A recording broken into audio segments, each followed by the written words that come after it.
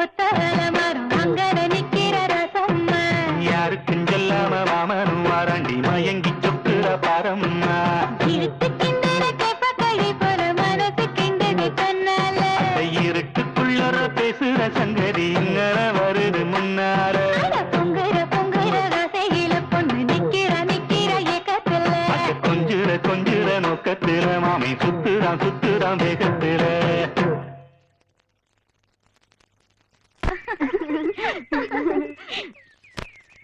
Amaravathi